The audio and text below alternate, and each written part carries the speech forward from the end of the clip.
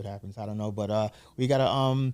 I think a TV show would be very interesting because that would help dispel some of the myths, some of the misconceptions people have about black people surfing, et cetera. Because the one thing I think is the kind of, were you in that, did you interact with that documentary? It was called Wade in the Water. No. That was an incredible documentary. That was pretty much a California thing, yeah.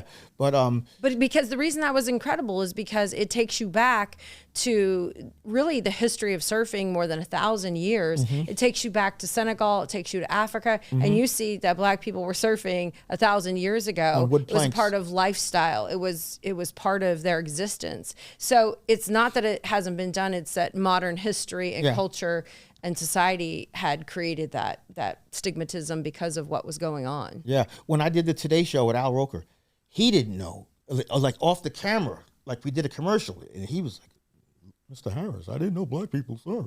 That's what he told. He didn't know. He was shocked.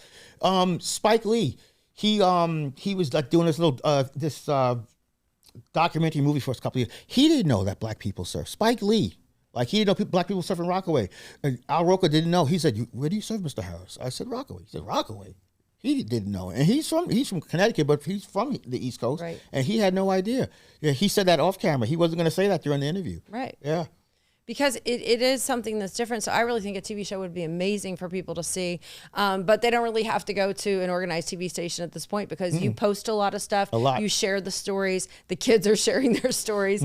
That's a lot of fun to see. And even if you're just walking up and down the beaches there, I mean, if you take from 116th Street back to the 90s, you walk that stretch of beach, you're going to see people out there surfing. They're going to catch you. What's your favorite beach to surf on? Oh, where we have a permit, 102. That's 102 you like. A permit, yeah, right over there. And then what we're doing is I'm starting a campaign with the mayor's office and Jamani Williams of the subway surfing.